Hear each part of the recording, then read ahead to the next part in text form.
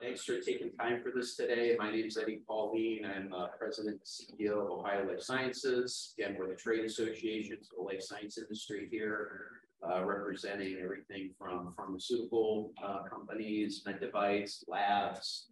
Our members include most of the research institutions in Ohio.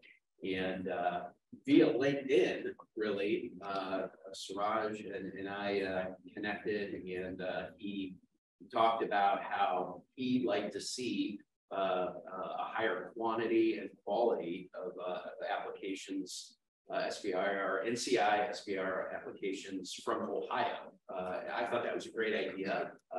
Shared some numbers, and I think given our assets and capabilities in the state, we do have the opportunity to enhance that pipeline. So he agreed to come in, and this is probably the first of a variety of visits and conversations that we will help organize to ensure that Ohio and our entrepreneurs are understanding the process and new strategies on how to compete effectively for SBIR dollars. So as the association, we have a particular interest in this because one of the things that we've realized we're lacking in Ohio, we're surrounded by states that have a state match for SBIR validity.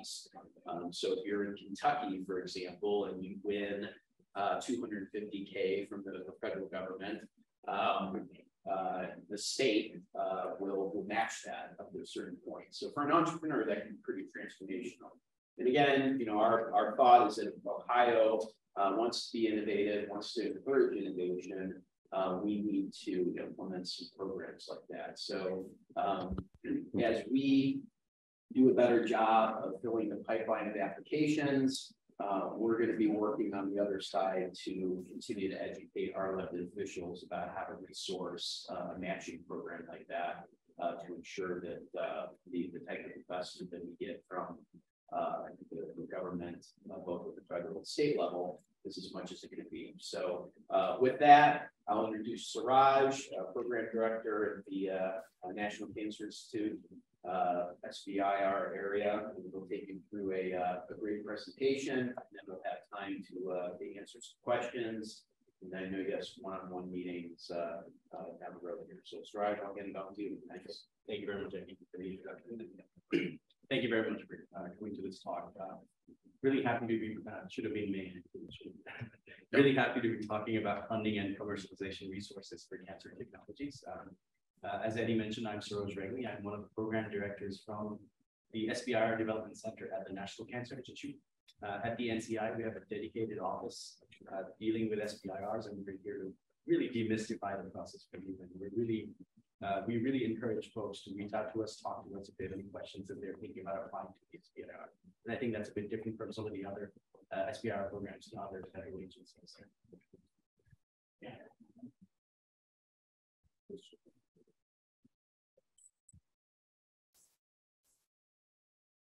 Yep. So here's the outline of the talk. I'm going to talk to you a little bit about SBIR and STTR, talk about some of the funding opportunities that exist and how to get started, application tips, and if you've already done an SBIR award through us, I'm also here to share some non-funding resources that might be available for NCI awardees, and happy to take any questions. So SBIR and STTR programs, basically, any federal agency that has a research and development program with a budget of higher than $100 million will have an SBIR program. And that's 11 federal agencies. They've been listed here. The NIH's SBIR program falls under Department of Health and Human Services. So if you have an innovation and you're a small business, be sure to check all of these federal agencies out. There might be some technologies that are relevant to the National Science Foundation, some to the Department of Defense, and some to the Department of Health and Human Services.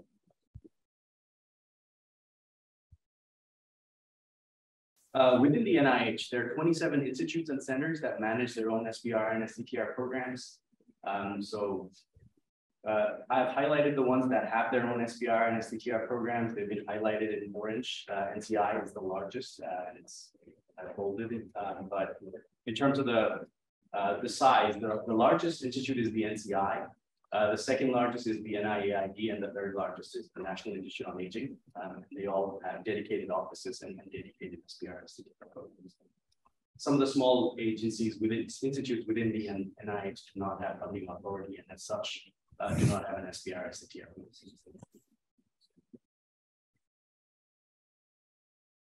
So these SBIR STTR programs are congressionally mandated programs. So depending on the budget that is given to the federal agency, their R&D budget, a certain set aside has to be made. And so for SBIR, that's 3.2%. For STTR, that's 0.45%. And so as I said earlier, any federal agency with an extramural research and development budget of over $100 million will have an SBIR program. And for the case of National Cancer Institute, at 3.2% was $168 million last year. And for STTR, that any federal agency will have budget higher than $1 billion. And as such, for us, that was $24 million.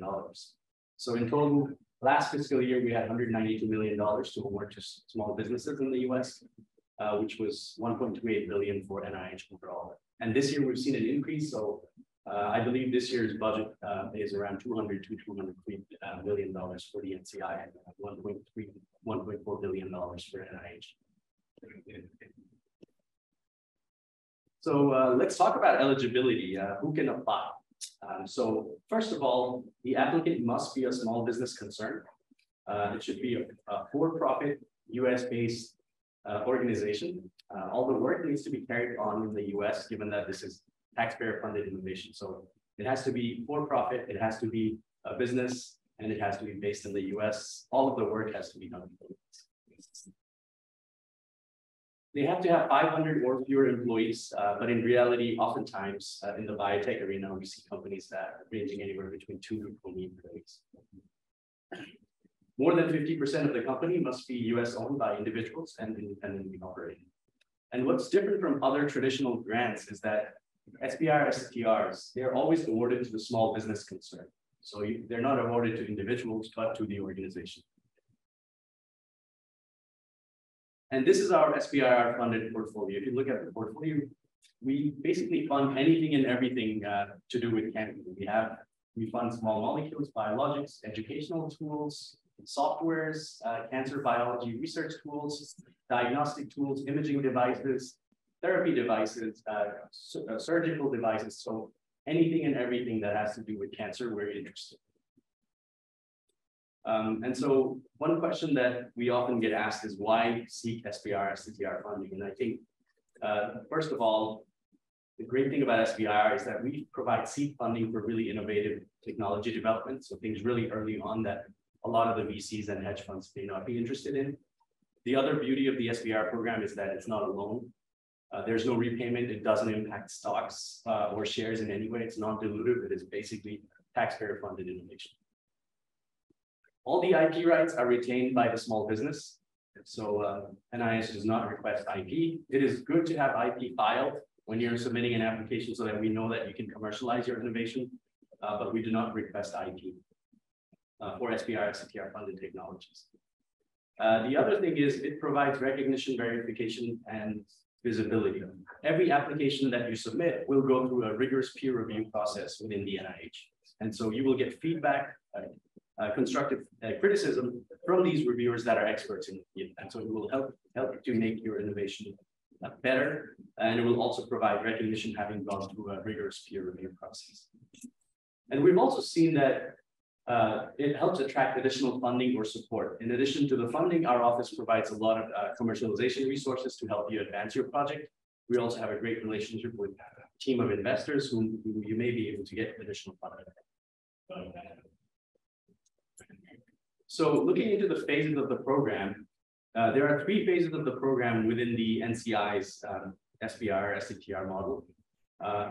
What we call phase 3 is the commercialization stage, where we're hoping that you utilize non-SBIR STTR funds in order to commercialize your product. But our program is divided into these 3 phases, and not to be confused with phases of the clinical trial. Of course, these are pretty preclinical. So you have what is called a phase 1, phase 2, and a phase 3, and these are all different. So phase one is sort of a proof of concept stage where you have a great idea, you have some preliminary data, and you wanted to test it out. It's an award for 1 year, 6 months to 12 months, and you can request up to $400,000 for your phase one. If you've done some of the initial de-risking and done some of the proof of concept work, you're welcome to come in after a phase one to what is called a phase two, where you will continue your research and development. For this, you're required to furnish a commercialization plan. The goal is now you're thinking about commercialization. And this provides up to $2 million for a span of 2 years. If you've already done proof of concept work on friends and family funds or by utilizing some other SBIR STTR program outside of the NIH, you're welcome to come directly at phase two by utilizing a direct to phase two program. So you basically don't apply for a phase one, coming directly at this stage. The other thing you can do is if you've done some of the really initial work, you have really good milestones, and you know that your project is well poised and ready to go to phase two. After having gone through a phase one, you can apply for what is called a fast track, wherein you submit one application for both phase one and phase two. So you will submit an application for both phase one and phase two for a span of 3 years. And there is a really important go, no-go decision at the end of phase one that has to be met, where you will talk with your program director and they will see if you've met these milestones. And the reviewers will be looking for these clearly laid out milestones, and they'll be looking to see if you'll be able to get to phase two. And so the beauty of a fast track is that there's no lag in funding between phase one and phase two. But at the same time, given that it's a multi-year commitment, it represents one of the most competitive applications in our portfolio. The other program that's rather unique to the NCI is a phase 2B bridge award. And we've seen that a lot of projects die out after phase two. So we're thinking about this valley of death that a lot of startups have to cross. And so we've created this nifty program wherein we will provide you additional funds after you've gone through a phase two, either through us or any federal agency in the US. If you've gotten some money from Department of Defense or National Science Foundation and you're working in the field of cancer, you're welcome to apply to the phase 2B bridge award, which is a follow-on funding for SBIR phase two awards.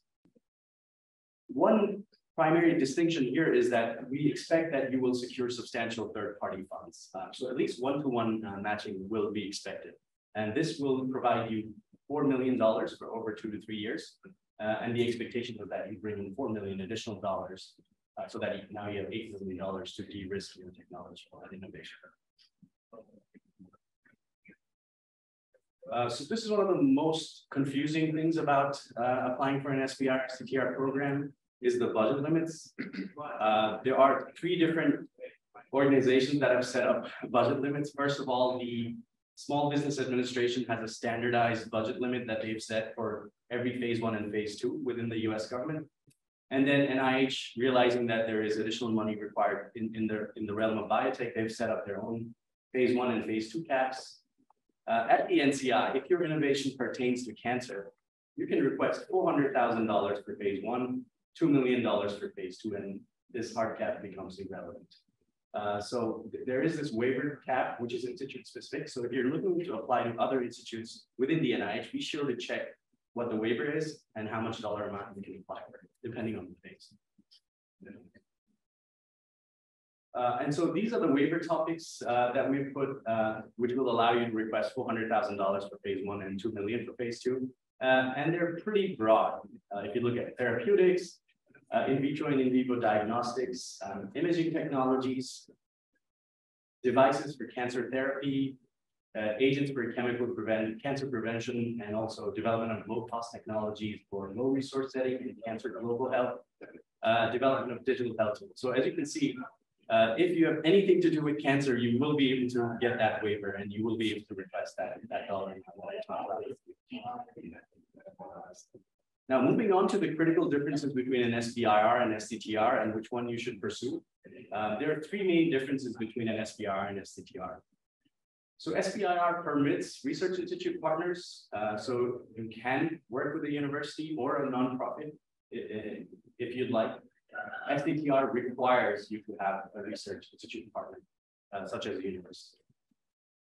In terms of a division of labor, the small business, given that this is SBIR, STTR, the primary applicant is always the small business, right? So the small business may be able to outsource 33% of their phase 1 activities, and in a phase 2, that might be up to 50%. In case of an STTR, 40% of the work is being done by the small business, 30% is done at the nonprofit or education institution, and there's that room and latitude for that remaining 30% where you want to do that. One thing that I'd like to highlight is if you are working with a CRO, this may not count as this outsourcing. If, for example, if all the intellectual input is yours and it's a fee for service, then you may be able to use a CRO and this outsourcing may not be considered for that purpose. The other primary distinction, and I think that's why one might think about whether SBIR is appropriate or STTR, is the involvement of the PI. So if you're based at a university, SBIR may be difficult if you're a professor because the PI's primary employment, that is more than 50%, must be within the small business concern for the duration of the project period in an SBIR. However, in an STTR, there's no such stipulation. So the only requirement in an STTR is that the PI is minimally provides at least 10% of their effort to the project. So if you're based at a university, an STTR might make more sense. And if you're if you're working directly as a startup, depending on your collaboration in SBIR or an STTR, maybe. So this is something that I really want you to understand. One of the most interesting things that we found out, and this is true for all years in the past as well, is that we see that when we look at the success rate, so here we've divided our application into original submission, resubmission, and the total.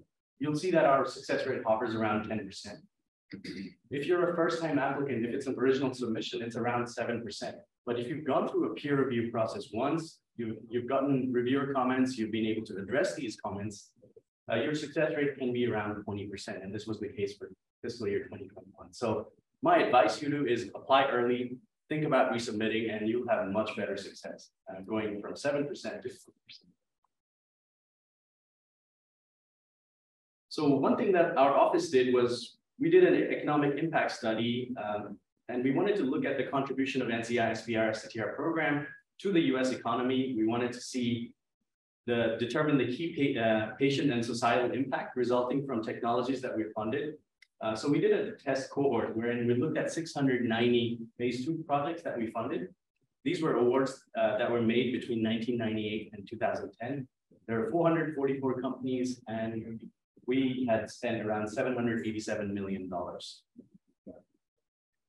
And this was the result of the study. We found out that based on the funding, there was $9.1 billion in total sales, $26.1 billion in total economic output nationwide, and $8.1 billion in labor income. And the analysis suggests that we were able to create 107,918 new jobs with an average compensation of $75,385. So I think the SBIR STTR programs have a massive positive impact in the society. We also have a lot of success stories, and here's one of the recent ones. And this also kind of highlights one of the crucial points in life sciences is that it takes a lot of time and money to bring a product to market. So this company, Immunomedics, they received their first SBIR award in 2012. They received an FDA approval 8 years later in 2020. And then in September 2020, they were acquired for $21 billion. So a journey that started out in 2012 with a phase 1 SBIR ended all the way into a company that got acquired for $21 billion. And so this is an antibody drug conjugate that is directed against troponin 2, which is a cell surface protein, which is expressed in a lot of solid cancers. Any questions so far? Great. So I'll touch upon the funding opportunities and try to highlight some of the differences. So there are two main vehicles in which the NCI funds. There are grants and there are contracts. One clear distinction is that grants, SBIR and STTR both can be grants. Contracts are SBIR only. And grants have been divided into two different areas. So there is what we call an omnibus solicitation. And as the name suggests, what omnibus solicitation is that it's very wide, it's really encompassing. If you have a great idea that falls in cancer, you can submit an application. These are investigator initiated, company initiated, and there are 3 application deadlines: January 5th, April 5th, and September 5th. Now, for grants, we also have what is called a targeted solicitation. So we have seen certain NCI initiated areas where which we think are priorities. And in that case, we created these targeted solicitations that have variable receipt dates. So it's important that you look at the deadlines and kind of distinguish between these January, April, September omnibus solicitation grants versus these targeted solicitations with variable receipt dates. At the NCI, we also widely use the contract topics. And so these contract topics are a result of areas of interest to commercial sector. So we often talk to investors as well as strategic partners and try to understand what the future is and what are the technology emerging areas that we need to see. And we also look at NCI scientific and technology priorities. And based on this overlap, we've come up with various contract topics. So these are NCI priority areas with strong potential for commercial success. There's significant NCI oversight, and they're very focused and directed. So if you have a technology that aligns with one of these contract areas, I think it's a great idea to think about these contract topics. There's only one receipt date a year, and this be on the lookout for that deadline.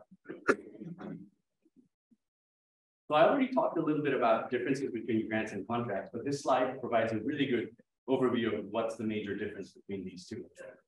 So first of all, grants are investigator defined. An applicant comes up with a great idea that they would like to submit, versus contracts are defined by NIH. We already tell you what are the kind of innovations that we'd like to see in what subject area.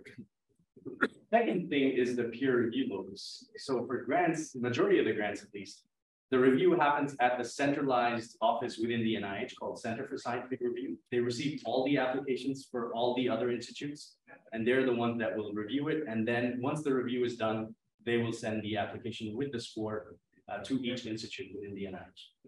In case of contracts, we do the review ourselves. The NCI Division of Extramural Affairs will do the review in-house at the NCI. And there, our target is to have 50% business reviewers. We really have significant oversight over contracts, and we're really interested in making sure that we also have an oversight over the reviewers as well. In terms of questions for grants, you may speak with any program officer. You're welcome to contact us, reach out to us before you apply. We're really happy to talk to you and demystify the process. For contracts, you have to contact the contracting officer. So by law, we're not allowed to give you too much information for any other questions. The receipt dates, application deadline, basically there's 3 times a year for omnibus and 1 for the targeted solicitation. For contract, there's only 1 receipt date per year. The other difference is that there are no set asides for grants, meaning that depending on the quality of the applications and the budget amount we have available, we may be able to fund as many as we want, as many as we can, I guess. In the case of contracts, you will see that the contracts will specifically say we're going to fund X number of innovations. And the basis of award for grants is scored during peer review. For contracts, you have to go through a peer review, and then there's also a second round of negotiation for the finalizing the deliverables with the NIH. Grants do not require too much of reporting. There's 1 reporting, final reporting for a phase 1. For phase 2, their annual reporting that is required. For contracts, there's a kickoff presentation, there's a quarterly progress report, and also final report. So there's a lot more oversight for contracts as opposed to grants. But the advantage here is that they're really focused around a certain area. And if your innovation aligns, it's a great idea to consider contracts. So these are all the funding opportunities that are available to you. This slide will be shared, so you'll be able to look at all of these. Like I said, the omnibus solicitation has standard 3 receipt dates. There are also certain notices that we talk about. And then we occasionally have things that are targeted, such as technology development for single molecule protein sequencing, the transition grant for early career scientists, concept award, the bridge award, as well as the contract solicitation that I talked about. Raj? Yes. Can I ask a question? Sure. On contracts versus versus the grants. Can you talk a little bit about how those two interface? I mean, so for example, is there phase one, a successful phase one could also then be an area that becomes of interest for a contract, and then how do you, and I know you can't talk about the specifics of the funding amount available, but what is that? Is there a relationship there where if you have a lot of quality proposals for grants, that those become opportunities for contracts as well? So the contract topics, we choose anywhere between 10 to 15 contract topics a year. Okay. And these are subject to change, so they may not exist the next year. These are very focused. The goal is to see really new emerging areas. And in terms of the success rate, I think it doesn't differ too much. And in terms of also leading towards commercialization, we've seen that both contracts and omnibus solicitation, we've been successful in being able to bring a product to market. So there's not a lot of difference between the two as well. And contracts also come in a phase one and a phase two. Some contracts will be phase one only, some will be both phase one and phase two. Okay.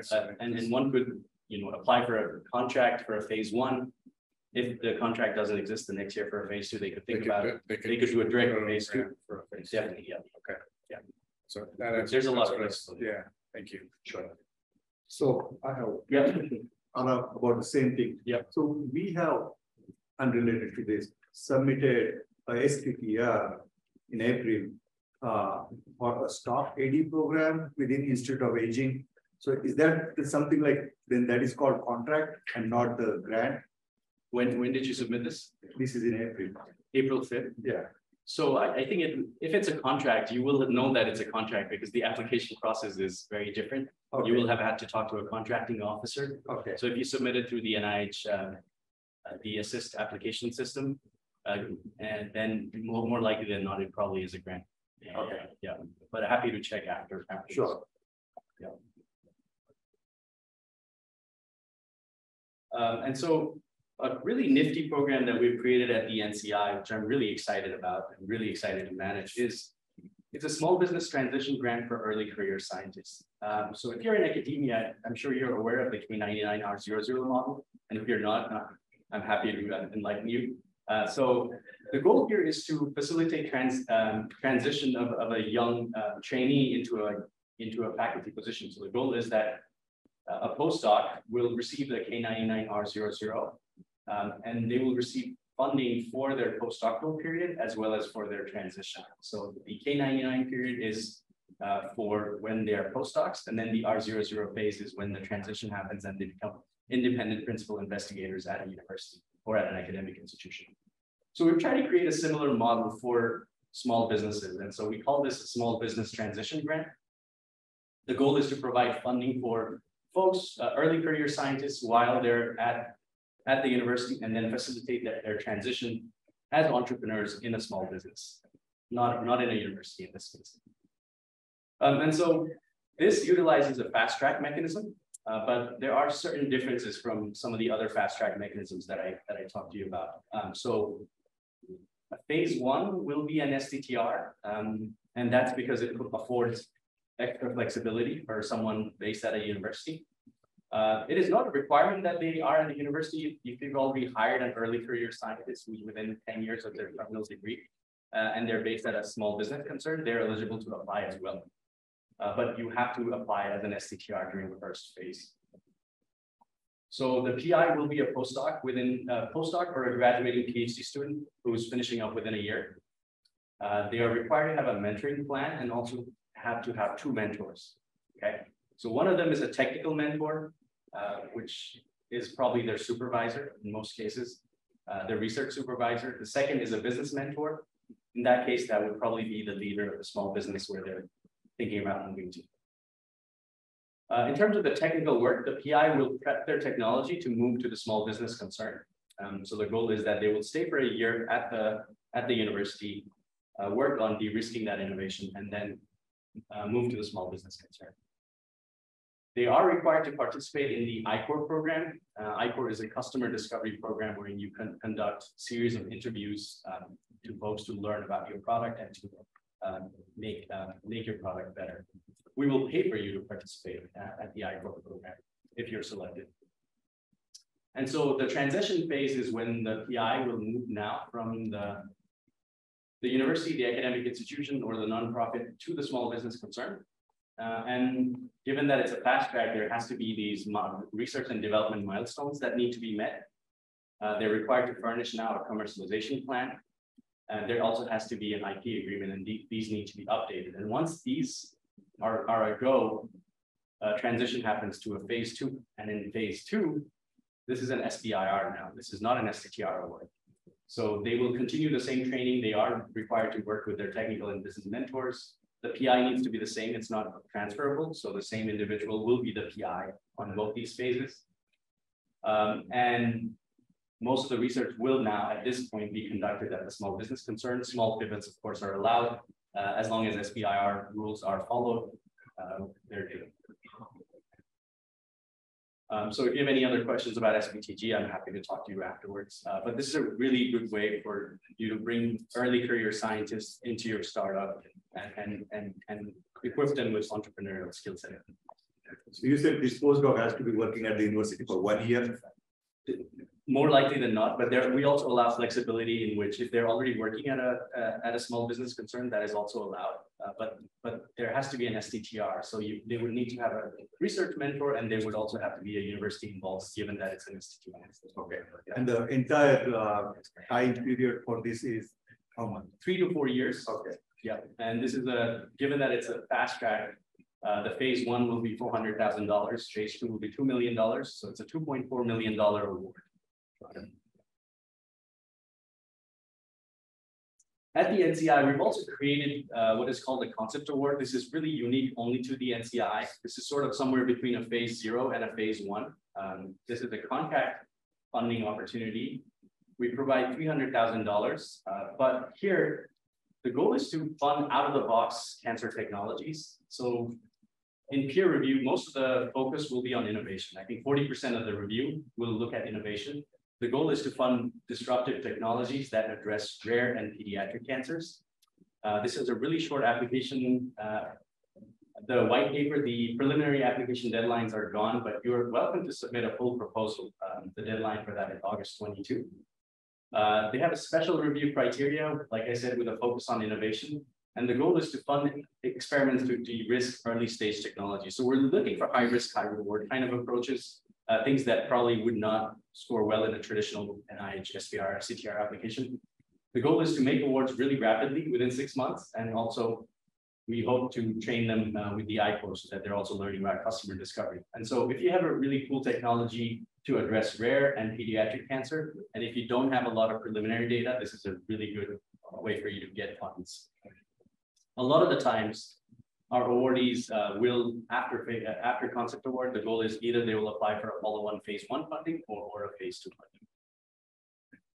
We go to the next slide. We had a question about the past slide. Yep. Question from Ken Moran. I presume since the SBTG program is PI specific rather than SBC specific, that more than one postdoc could be awarded an SBTG and transition into the same SBC. So given that we have a strict requirement that mentor is not allowed to mentor more than one SBTG and PI. So a lot of the time it just makes sense that there will only be one SBTG awardee in one SBC.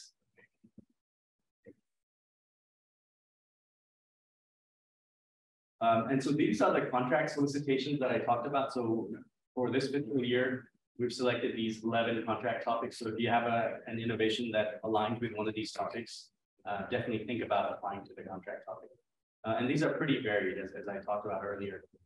Flash radiation detecting tumor-derived cell clusters, microbiome-based tests for cancer research, organ on a chip, point-of-care detection for PSA, and even things like cloud-based multimodal data analysis software for cancer research. So very, very, really broad, but if you have any technology that aligns with one of these contract topics, definitely think about submitting an application for that. I already talked about a phase 2B, so I wanted to highlight this again here, given that it provides up to $4 million in additional funding after you've gone through a phase 2, either with us or with any federal agency. And if you have any technology that you think aligns well with cancer, you're welcome to think about submitting a phase 2B, even if you've been funded through any any federal agency, which may not be NCI. We require competitive, we require a substantial third-party match. And so we will prefer candidates that can bring in substantial third-party funds. The next receipt date is August 22nd, 2023. We looked at the bridge program, we evaluated the program, and in 2017, we found out that the 21 bridge award recipients, they were able to leverage $51 million in NCI funding. So we were able to provide $51 million to them with $220 million in third-party funds during the bridge award period. So basically that was a 4 third-party dollars to 1 NCI dollar. So there's substantial matching funds that these companies are able to bring through VCs, strategic partners, and even angel investors. I have a question. Yep. So in the area of therapeutics, that bridging wording, for example, could be used to fund toxicology studies. Sure. But the problem with that is that the company that developed the drug is not going to be the same one that does the toxicology. So those, most of it will be contract out. Is it the same 33% at the? No, it isn't. Okay. Yep. So there's a lot more. These bridge awards have a lot more flexibility in terms of what the money can be used for. So in terms of subcontracting, contracting things out, in terms of what can be done, you may be able to support activities that may traditionally not be from your typical grants because they're not R&D focused. They're very focused around bringing a product to market. Yeah. We also have supplemental funding. So if you get grants, you can think about administrative supplements to existing grants. If there's a delay, given some given inflation or some other issue, you can request for additional funding. These are rolling applications once you've gotten money through us. There's diversity supplement, and there's also SBIR commercialization readiness pilot and technical assistance programs. These become important once you get funding. So I don't want to talk too much about these programs, but basically the goal of the administrative supplement is to help with commercialization effort. There's no peer review, so these are decisions based on merit, and so they have to have an active SBIR phase 1 or phase 2 grant. But this is a great way to get and leverage additional funds if there is some financial issue that is preventing you from innovating during your award. So the goal of the diversity supplement is to improve the diversity of research workforce by recruiting and supporting students, postdocs, and even investigators from groups that have been shown to be underrepresented in health-related research, including women. And so the budgets are limited to no more than the amount of current parent award. And the budget also must reflect the stage of the trainee, obviously. You should discuss this with your program director. There's no peer review. Again, this is review is done programmatically within our office, and they have to have an active phase 1 or phase 2. But this is a really great way to bring in additional manpower to your SBIR STTR. If you've gone through phase 2 and you're thinking about a phase 2B, or even if you've gone through a phase 2B and you'd like to do more commercialization sort of activities, you can apply to what is called the Commercialization Readiness Pilot Program. NCI allows $250,000 in total cost. Different agencies have different budget limits for the CRP program. This is, again, one of these congressionally mandated programs. So definitely check it out, even if you don't have an NCI grant. If you have a grant through any other federal agency, they may also have a CRP program. So the great thing about CRP is that funds can be requested to help with regulatory reimbursement, IP strategy, designing and planning of clinical trials, and doing things that one could not with a traditional grant or a contract. They need to have an active or completed NCI SBIR phase 2 or phase 2B or a phase 2 STTR. Any questions so far? Any questions in the chat? Great. All right, so the next part of the presentation, I'd like to talk to you about how to get started. I'm sure I've bombarded you with information and funding opportunities, but the first thing to think about is to read the solicitation, identify the right solicitation, read it carefully, and read, at least for the NIH, what we call the SF424. This is a really cool document that provides you a really comprehensive overview of the application, what are required, what are the forms that are required. The other thing that you can do is you can review similar currently funded NIH STTR projects. Our office, the NIH Central Office, has created projectreporter.nih.gov, which provides you with an overview of all the NIH funded projects. Make sure you select only the SBIR STTR projects, otherwise you will find a lot of things that are not commercially aligned. We also have provided sample applications for you, so definitely check them out. You don't want to rely too much on them, but they'll give you a sense of what other kinds of applications that have been funded. In certain instances, you'll also find some applications that didn't score well initially. They went through resubmission and then scored well. So it's really cool. Have a look at them. Our office has also created a peer learning and networking series wherein we create videos on different aspects of the application. So how to write a good specific aims page, what are the first steps for starting a small business, and things like that. So I think these are really good resources if you're even thinking about an SBIR. Our office also runs applicant assistance programs. So if you're not familiar with the NIH grant writing, if you've never done this and you want to make sure that your application goes in correctly, this is a good program for you. It has a really short, simple applications that for companies that have never received previous NIH SBIR STTR award. This is not a grant writing service. I want to highlight that. And they will not provide you with guidance on research plan development. But the beauty of it is it will help you with the review of the specific aims page. They'll give you advice, and they'll also make sure you submit your application correctly. So if you're already familiar with the NIH application system, this may not be that useful, but if you're not used to it, this may be a good program for you as you think about submitting an application. So basically, this is our office's core activities. We provide scientific and technical portfolio management. We help with application and resubmission guidance. We develop and manage funding opportunities. We also have created a lot of commercialization assistance initiatives, and we provide a lot of training and mentoring, such as the plan. And it's a really metrics-driven approach. We utilize communications and outreach strategy, and we're really interested in diversity and inclusion.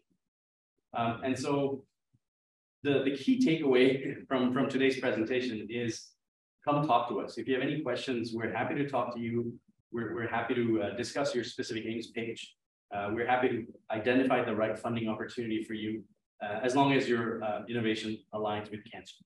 And so don't hesitate to reach out to us. These are all the program directors in our office, and we all have our own areas that we're interested in. Some have a really broad portfolio, such as myself. I'm interested across the spectrum: therapeutics, diagnostics, imaging, digital health. Some are very interested in therapeutics only, some in digital health mostly. And so depending on who you're comfortable with, feel free to reach out. We'll be happy to talk to you and provide you advice and guidance. We also have a great supporting staff to help us do our job. Any questions so far? Great. So application tips. First of all, what is the NCI looking for? So definitely we're looking for innovative solutions to significant unmet clinical need. We're looking to leverage the expertise of the company and the founder, and we're looking for solutions that has significant commercial potential. And I think this is the key differentiator between some of the other NIH grants and the SBIR program, is that we want solutions with commercial potential, and we want translation of federally funded research into the clinic. Number one tip is start early. I've heard some of you talk about how the NIH application system has issues during submission deadline, and that happens every single cycle. So definitely think about submitting your application early, start early, think about refining your product, think about that equipment, facilities, and other resources that are required. Think about your team. You want to have complementary skill set so that your team has the expertise to carry out that project that you proposed. Definitely think about obtaining letters of support from collaborators. Think about obtaining letters of support from potential investors, or investors if you're already venture-backed. Think about letters of support from strategic partners, letters of support from experts in the field. These will all help you. Complete the registration. So you are required to register your business as well as the applicant needs to register themselves in order to apply to the NIH's SBIR STTR program. So These registrations require some time, anywhere between a month to 2 months. So definitely get them done right away. And if you're interested to talk to us, send your specific aims page to us. Send us an email with the specific aims page requesting a meeting, and we'll be happy to talk to you and discuss fit. I've already went through this, so the NIH Reporter is a great tool. You can look at all the funding in your state. You can look at all the projects by institutes. You can look at different areas to see how much funding they've received. And one cool thing within the reporter is the matchmaker tool. Basically, you can type in your abstract, search, and you will see what other projects that have been funded. You'll also see who are the program officers who have been managing a portfolio with a project similar to yours. So this is really helpful as you're thinking about who your competitors are and thinking about what kind of projects NIH has funded. Refine your product vision. Once you have an idea, think about informal discussion, think about customer discovery, talk to the experts, talk to customers, talk to investors, commercialization partners, and other stakeholders. It's really helpful once you talk to them in order to identify where there is an immediate need for that product or not. Don't hesitate to get help from people with experience. Current and prior SBIR grantees are really helpful. SBIR grant writing process requires a lot of time and effort, and there is some learning involved. So it's helpful to talk to people that have successfully done so in the past. So talking to SBIR grantees, academic collaborators that have grant writing experience, and even professional grant writers, this may be useful.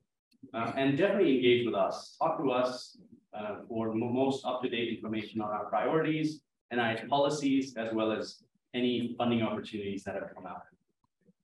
Finally, think about the study design, think about the risk and identify strategies to mitigate that risk. And the last thing, which is really, really important, is think about the alternative approaches. Instead of hiding these alternative approaches, instead of hiding your problems or things that may not work, present these approaches and talk about how you're going to solve them. So the most important aspect of your application is what we call the specific aims page. This is the focal point of the application. This is the page that reviewers will consistently look at the most. And this is the focal point. This captures the essence of the application. So in other words, it's sort of your mini application. And this highlights innovation and significance. It describes quantitative milestones. And what we've seen is sometimes some of the reviewers will basically read this, and depending on what they see here, they'll either decide to read your application further or not. So this is sort of your first impression to the reviewer. So make sure everything is highlighted here. Things are highlighted really well. You talk about your team, you talk about your innovation, and make sure this is a great mini application. You want to talk about your product, what your product is doing, what the innovation is, and why it's significant. You want to have these goal-based aims. Aim 1 to do this, aim 2 to do that, with key assays and models, as well as quantitative milestones. What are the milestones you'll achieve?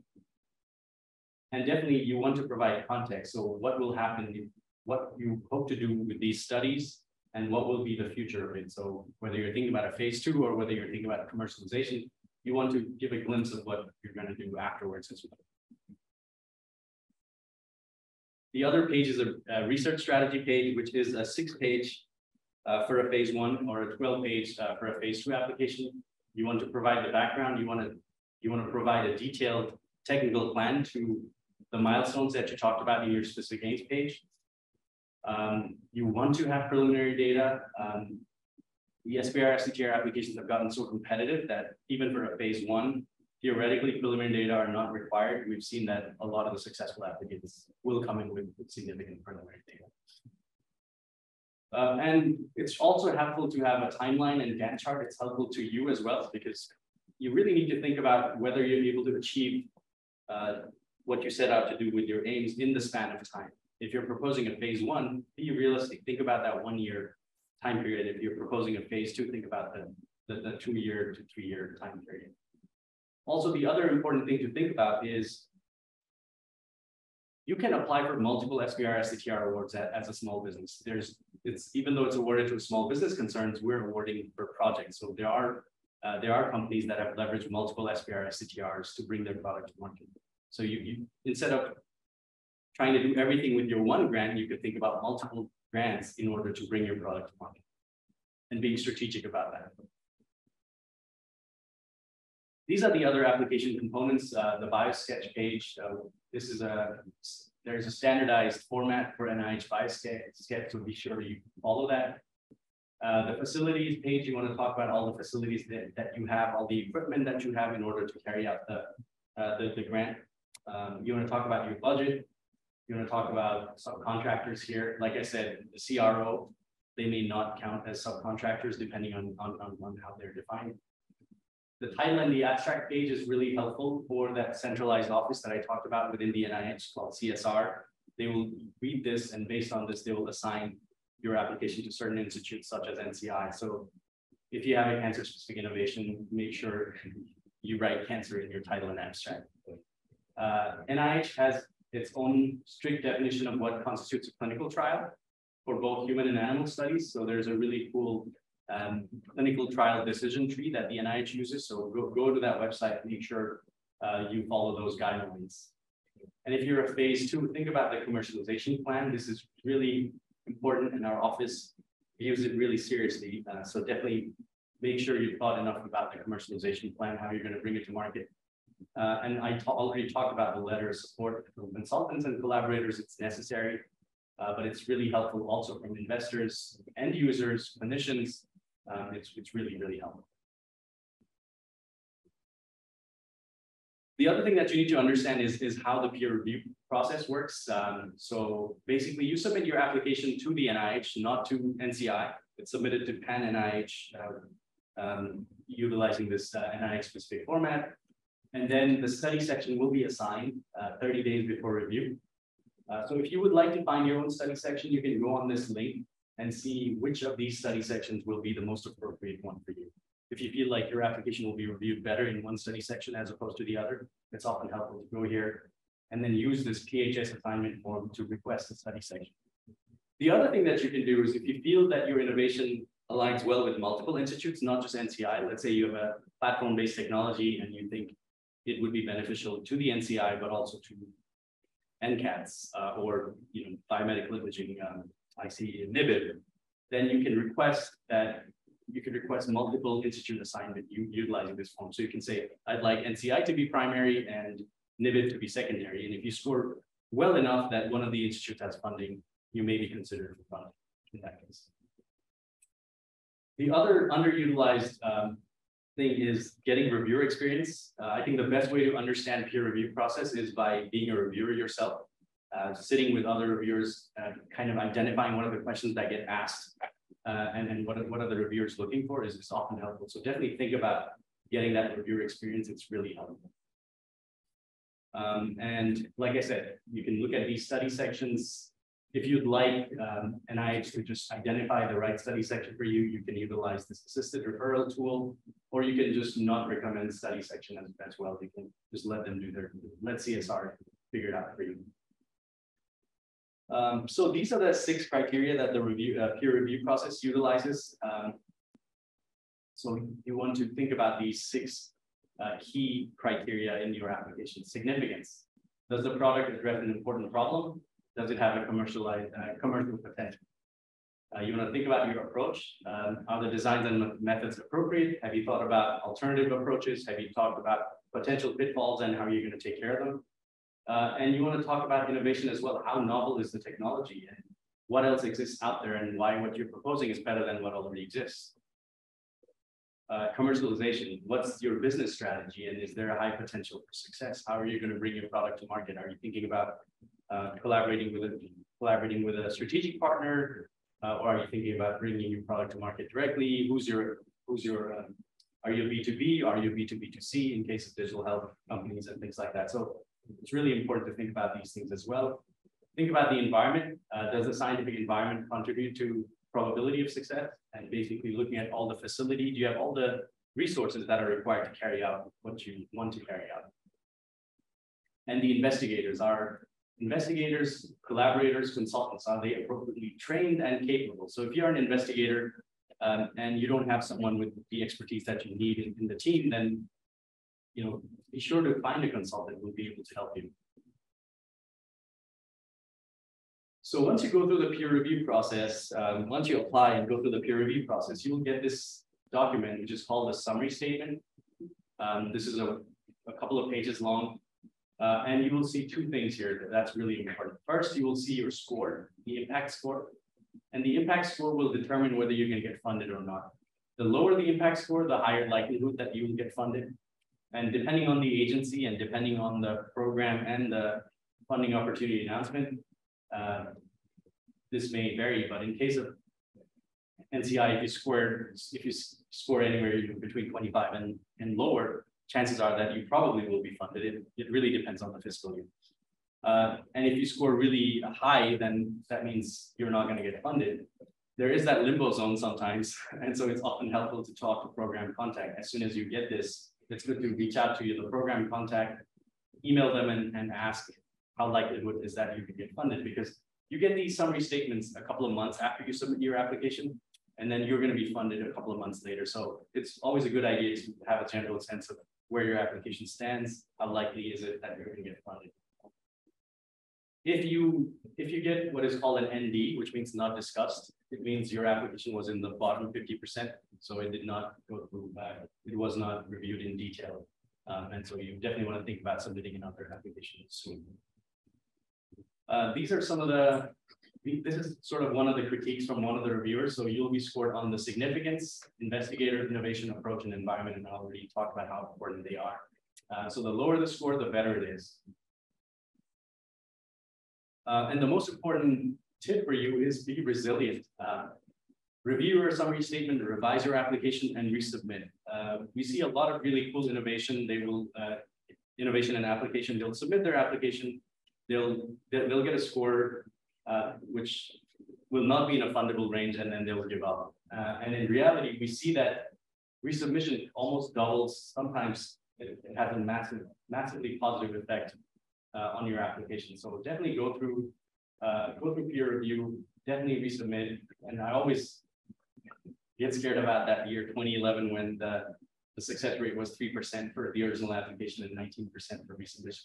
In reality, I see, this is more realistic, 11%, 20% for resubmission. Any questions so far? Great. So I'm going to briefly talk about some of the assistance and initiatives that we have in place. So I already talked about the application assistance program. If you're an awardee with us, there are a lot of these other programs as well. I'll try to go over them quickly because I presume a lot of you are interested in applying and are not active NCI awardees. But there's an ICO program, which is available for SBIR Phase 1 awardees. This is an entrepreneurial immersion course. We pay for you to do 100 interviews, and the goal is to do experiential learning. It is really intense. There's significant time commitment, but any of our companies that have gone through the ICO, they've had really positive things to say about it. They've learned a lot. So it's really tremendously helpful to a young startup. Like I said, we provide $55,000. Some of the money will go to the company that runs it, but a lot of it you can use for travel and to do customer discovery. There's a planned webinar. This is available for everybody. These are presentations on various topics, such as how to write a good specification page, how to implement the quality management system, what are the first steps to starting a small business, and things like that. So this is tremendously useful as well. For our awardees, we also occasionally do this workshop, which used to be in person and was virtual last time in 2021. The goal is to bring together folks from FDA, CMS, NSF, pharma, medtech, VCs, and put them all together in one meeting so that they network. You learn from other awardees, you learn from investors, you learn from other sources of learn about other sources of federal funding. And this is a great workshop that we do as well. NCI also has a program to connect you with, it's called a CARE program, connect you with FDA. So we have relationships with SBIR, CEDAR, and CDRH.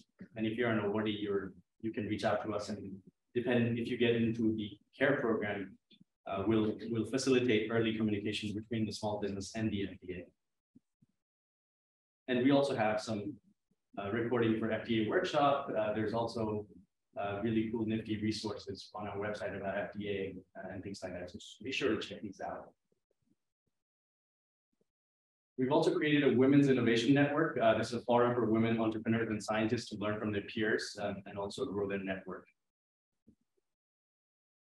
We've also created Executive Roundtable. This is a platform for founders, CEOs, and C-level executives of NCR SBIR funded startups to learn from each other on real life issues. So this is a really cool program as well. And if you're an awardee and you go through a technical and business assistant program, which is an NIH-wide program, based on the review of the technical and business assessment program, we identify a mentor and you get around 25 hours of team mentoring for up to a year with experienced CEOs and industry experts with the IMAP program that we created. And this is one of my favorite programs at the NCI, the Investor Initiatives Program. The goal here is to sort of facilitate review of your innovation through real life investors. So basically our companies can apply for this investor review program. We get around 80 to 110 applications in a year.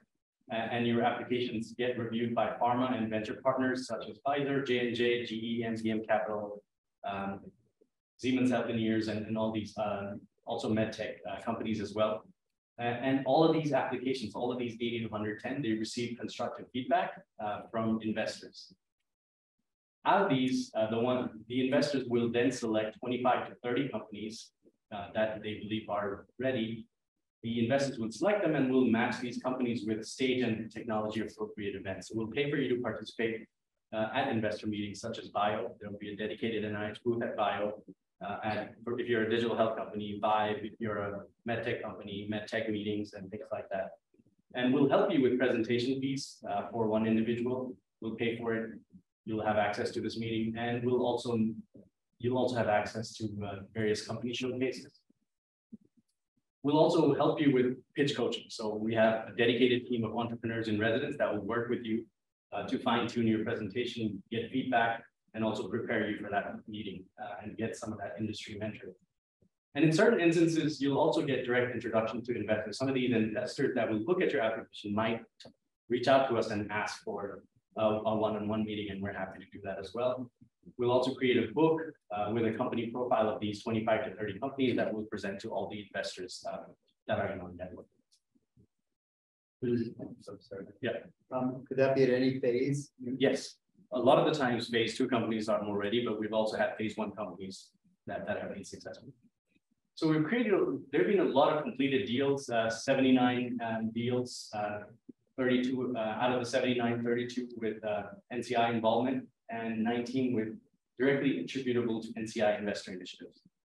We've also seen a lot of deals in negotiations with NCI involvement that are directly attributed to NCI. So this has been a highly successful program for us, and this is a really great way for us to ensure that our companies are moving along the right path towards commercialization. And some of the time, this is also a really nifty way for a company to apply to that phase 2B bridge program, wherein they're able to leverage this program to get matching funds, and they're able to apply to that program.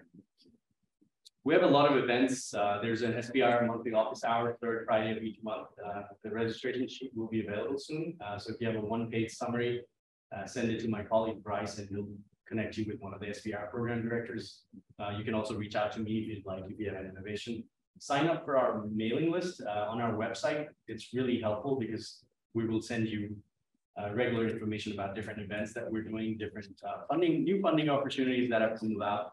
And so it's really helpful. We also have an e-newsletter, and the events are listed on the showcase page.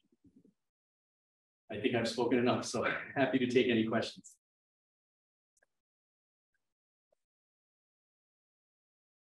On the previous slide, there was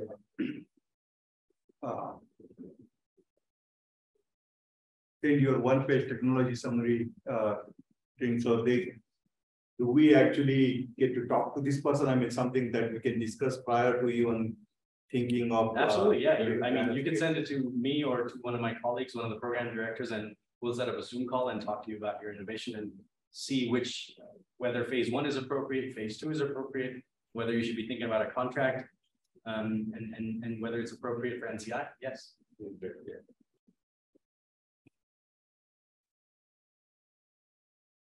So this one might be a can of worms, but Oh, not sure how much you can speak to it. I'm not an expert in, but you're probably familiar with section 174 IRS code. Can you talk at all about the impact you're seeing from that and what your agency's stance is on this? Yeah, we have seen some impact, but yeah, I think I'm officially not allowed to talk about it. Okay. That's what I sort of expected that, but I appreciate you. I really appreciate you being here too. I think this is and taking the time to come. Sure. Really a lot of great information and great initiatives. Yeah. Just a couple comments from the chat that we want to make sure the slides are going to be distributed. Absolutely, the slides will be sent out again, and a basic recording will also be made available. I'm not seeing any other questions from the chat right now. But if you can just briefly repeat the question, so it might fix it up better. I don't think it's not going to work. So in-room mics aren't working. Sounds good. We'll do that. So I don't know if you want to go into this now, but this has to do with the funding requirements for the small business and the academic or other institutes. And the question then is, I think I mentioned it before, how strict is it that the small business spend the funds on their own people in-house, whether they can either subcontract out to a university or subcontract out to a contractor to get the work done? Yep. So the question was asked about subcontracting and the strict requirements. So definitely in terms of the requirement that have been put forward, if the subcontracting involves significant intellectual input, and if they're partners, then in that case, the subcontracting rules will have to be abided by. So 33% for a phase 1, 50% for a phase 2, and for phase 2B, there's a lot more latitude. But if all of the work is being done, all of the intellectual input is yours as a small business. It's a fee for service. There are no indirect costs involved. You're basically paying someone to do a certain set of experiments, getting the results back, and you're telling them what to do, and they don't have any IP. That will be a CRO type activity that may not count as in that subcontracting process. That's very good. I have a question. So, and it might be the secret sauce, so you might not be able to speak to it, but on the scoring process, how do you eliminate like bias or like one reviewer not liking a score? Like, I mean, it's so objective. Yeah, I think that's so biases in peer review and how do you eliminate bias in peer review was the question that was being asked. I think peer review is great, but there are also challenges. And so in certain instances, I think given that there are so many different peer reviewers that are there, I think that takes care of some of these issues, some of the other peer, because during a discussion, you're talking about what's a score one's going to get. And so there's avenues to correct your scores. But the other thing that one can do is if you feel like it's been, one reviewer has been extremely unfair to you, you can talk to CSR and try to fix that as well. You can lodge a complaint. And the third thing is if you resubmit and if you're able to address some of these comments, that works as well. And I think that's the best way to do it. Is sometimes it may very well be that a third comment, a resubmission will eliminate that process. We'll take care of that process. The other thing that I'd like to say is given that you're getting scored from 3 different reviewers, it's one reviewer. If you see that one reviewer is really off the chart in terms of the score, you can always reach out to us and we can think about what potential remedies might exist on a case-by-case basis. Okay. Thank you.